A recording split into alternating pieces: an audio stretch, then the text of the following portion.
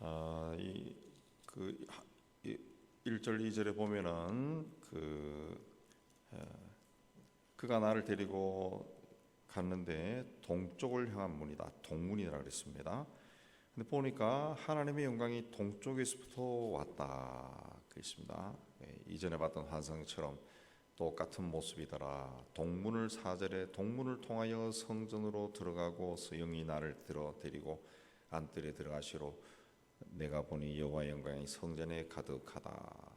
근데 이전에 하나님의 영광이 동문으로 떠났습니다. 성전을 이스라엘을 심판할 때 동문을 떠났는데 다시 그쪽 문으로 다시 돌아왔다 하는 것은 이제 하나님의 심판이 벗어나 하나님의 백성들이 회복된다라는 것을 상징하는 겁니다. 동쪽으로 나갔다 서쪽으로 오는 것이 아니라 동쪽으로 나갔다 다시 동쪽으로 들어왔다는 거죠. 하나님이 회복시킨다. 그러니까 하나님이 회복시킬 때 내가 보니 여호와의 영광이 성전에 가득하더라. 하나님의 영광이 가득하다 그랬습니다. 하나님께서 인류를 회복시킬 때 다시 하나님의 사랑에 품을 때 어떻게 하셨습니까? 예수 그리스도를 통해서 세상을 용서하시고 하나님 앞에 돌아서게 했습니다. 그때 종말론적으로 봤을 때 하나님 나라는 뭐냐? 하나님의 영광이 가득 찬 곳이, 죄도 없고 슬픔도 없고 고통도 없고 아픔도 전혀 없이 오직 하나님의 영광만 가득 찬 곳이 하나님의 나라다. 그렇습니다. 종말론적으로 그걸 이제 보여주는 거죠. 하나님이 떠났던 하나님이 다시 동쪽 문으로 들어오시고 들어가서 보니까 하나님의 영광이 성전에 가득 차 있었다 그랬습니다. 그 다음에 하나님의 영광이 하나님과의 관계가 회복되기 위해서는 어떻게 해야 되느냐 그랬습니다. 이 회복이라는 것은 일방적으로 이루어지는 것이 아닙니다. 하나님께서 일방적으로 어떤 일을 행함으로써 이루어지는 것이 아니라는 거죠. 물론 예수 그리스도 독생자를 보내셔서 십자가에 못 박아 죽게 하심으로 핏값을 치렀죠. 그거 하나님이 하신 거예요. 그 다음에 해야 되는 것은 뭐냐? 우리가 그분이 그렇게 했다는 것을 받아들이는 거죠. 믿는 거죠. 영접하는 거죠. 그러니까 회복이라는 것은 하나님께서 일방적으로 베풀게만 해서 일어나는 것이 아니라 그 사실을 인간들이 받아들이는 거죠. 예수를 그리스도로 받아들이는 거죠. 그렇게 하기 위해서는 어떻게 해야 되느냐? 죄가 뭔지 깨닫고 돌아서야 됩니다. 6절에서 9절까지 바로 그걸 이야기합니다. 내가 이스라엘 족속 가운데 영원히 있을 곳이다. 7절에 그렇게 이야기했습니다. 다시는 내 거룩한 이름을 더럽히지 아니할 것이다. 그랬습니다. 8절 마지막에도 보면은 그 행하는 가증한 일로 내 거룩한 이름을 더럽혔으므로 내가 노하여 멸망시켰거니와 이제는 음란과 왕들의 시체를 내게서 멀리 제거하여 버려야 할 것이라. 그리하면 내가 그들 가운데 영원히 살 것이다. 보니까 이 성전 안뜰에 들어와서 이곳은 내가 영원히 거할 곳이다. 그렇게 선포했습니다. 근데 해야 될 것이 뭐냐?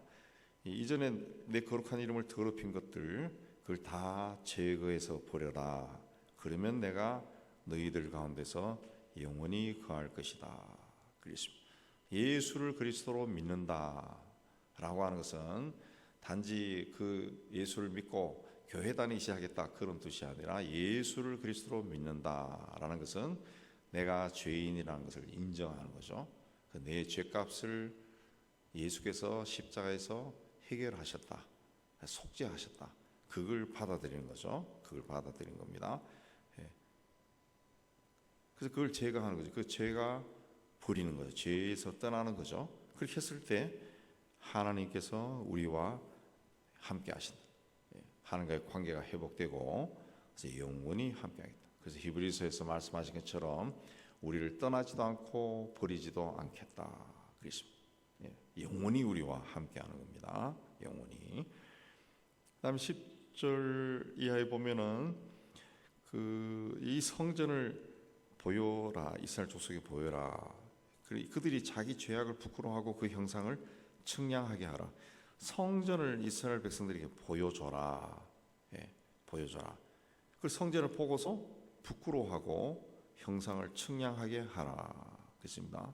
성전을 보고 부끄러워하는 것은 뭐 이해가 되는데 형상을 측량하라, 성전을 측량하라 그랬습니다.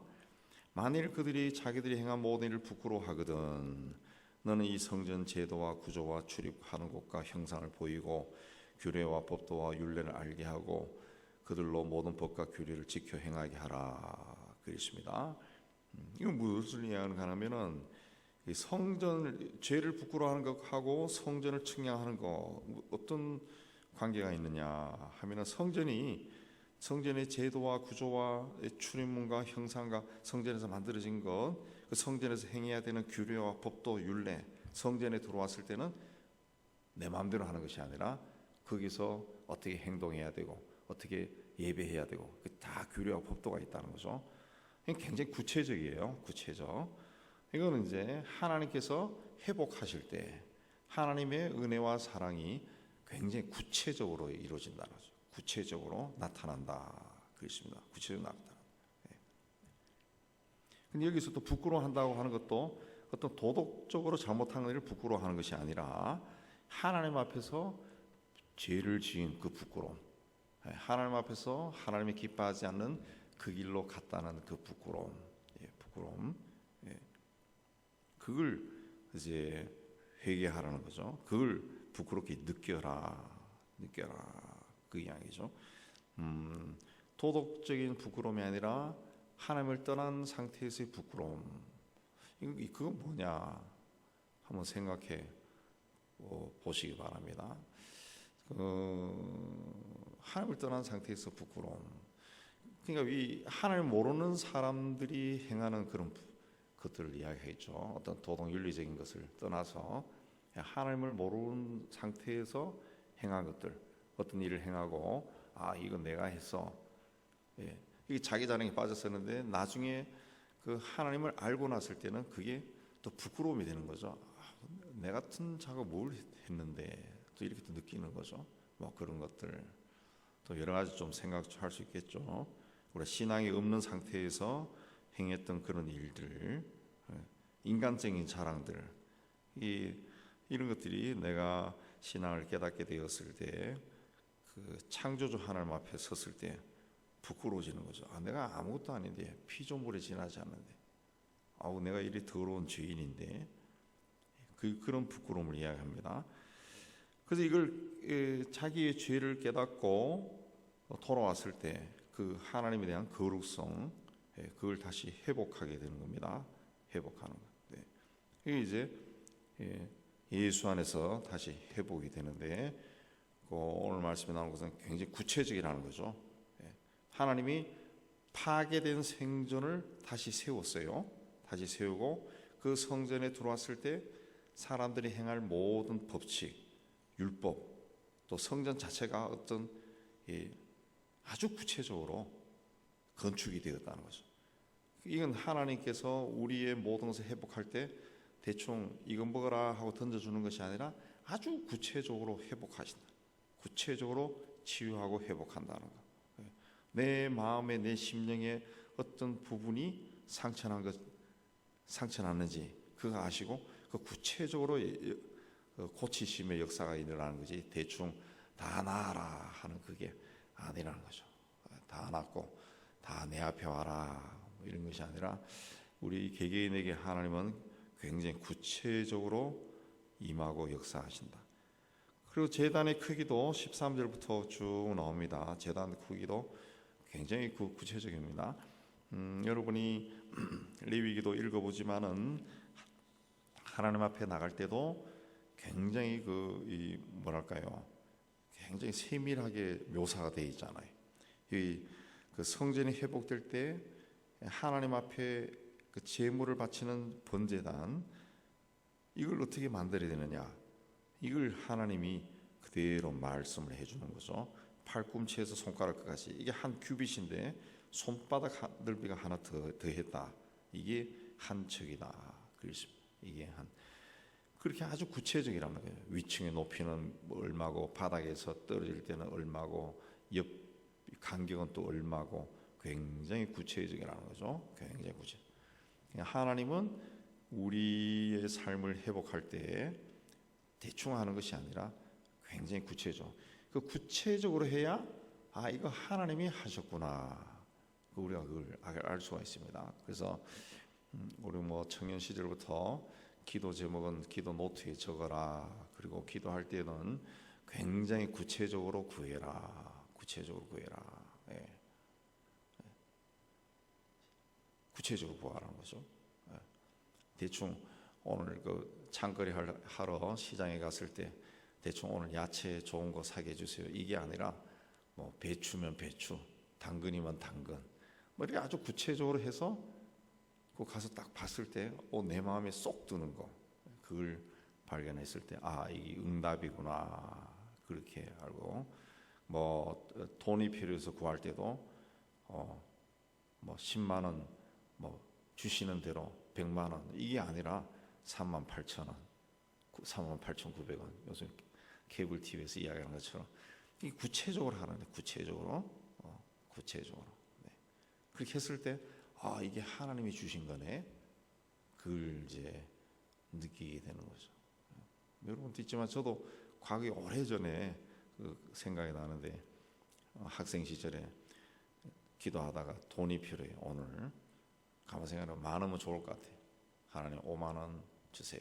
했다가 양심에 찔려요. 3만 원 다시 내려와서 쭉 하다 보니까 그날 딱 필요한 게 옛날이죠. 뭐 한 40년 전이니까 6,000원이더라. 6,000원. 그래서 기도하면서 하나님 오늘은 6,000원이 필요합니다.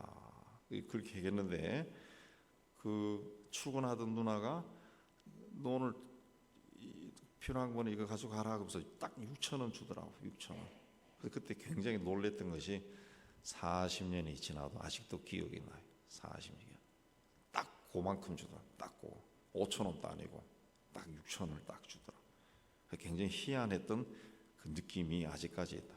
그러니까 하나님이 우리를 회복할 때 굉장히 구체적으로 회복한다라는 것을 우리가 기억하고 하나님 앞에 나갈 때도 구체적으로 구체적으로 구한다는 것은 말씀드린 것처럼 그 양심대로 하는 겁니다. 양심대로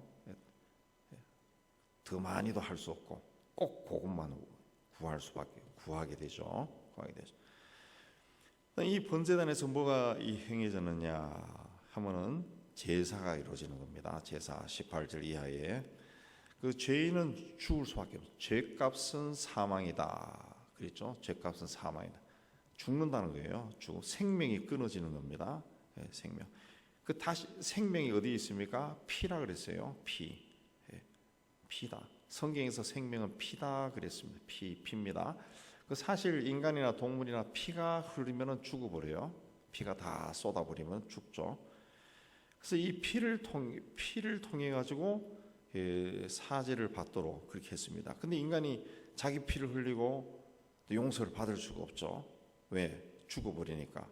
그래서 제물이 등장하는 거예요. 대속제물이 등장하는 대속제물.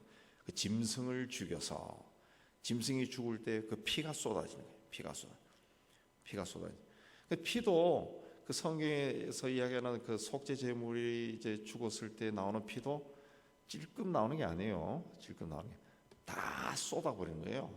그 짐승 양을 한 마리 바치면은 양 한 마리가 가지고 있는 피가 다 빠지는 거예요. 다 빠져. 그게 속죄가 되는 거예요. 그게 속죄가.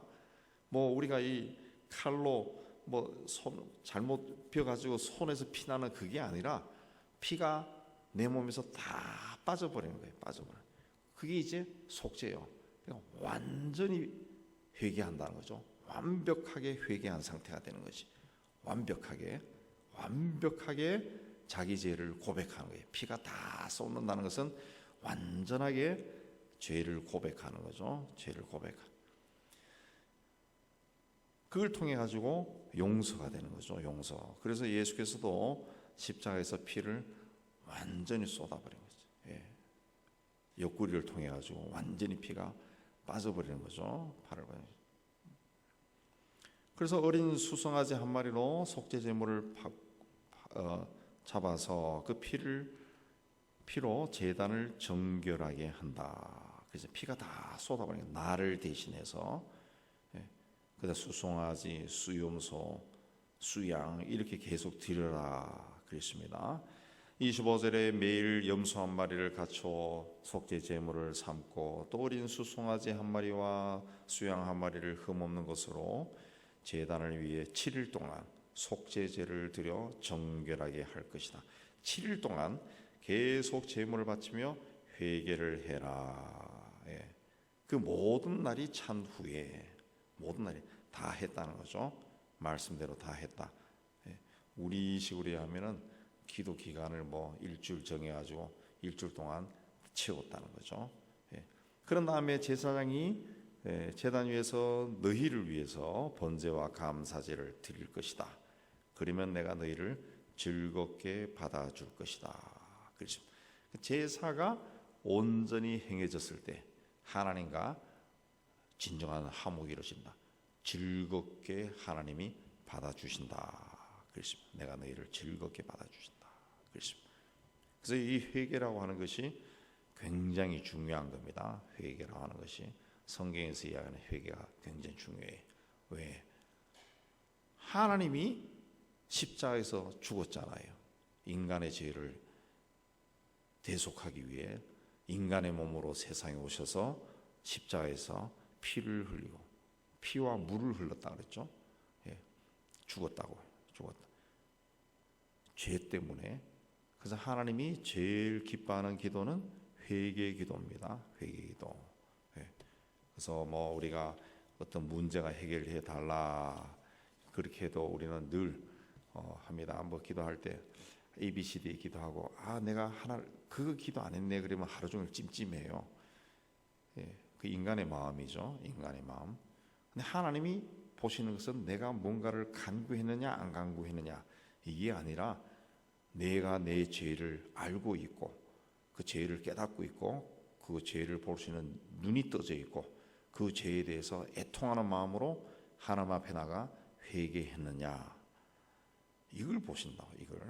그래서 회개 기도만 해도 응답이 되는 거예요. 응답이 된다는 게 뭡니까? 우리가 뭘 왜 자꾸 구합니까? 이 뭔가가 이렇게 막혀 있기 때문에 그걸 자꾸 원하는 거거든요. 회개 기도를 하면은 우리가 정결하게 되면 성서에 나오잖아요. 정결하게 되었을 때 내가 즐겁게 너희를 받아주리라. 오늘 말씀에 정결하게 되었을 때는 형통한 삶이 오는 거예요. 주 안에서 형통하게 되는 거죠. 형통. 오늘도 하나님 앞에 나갈 때 여러분의 삶을 보시고 또 하나님 앞에서 그 여러분 삶을 한번 조명해 보시고 내가 뭘 하나님 앞에 구해야 될 것인가 다시 한번 깊이 생각하고 하나님 앞에 나아가신 여러분 되시기를 주님의 이름으로 축복합니다.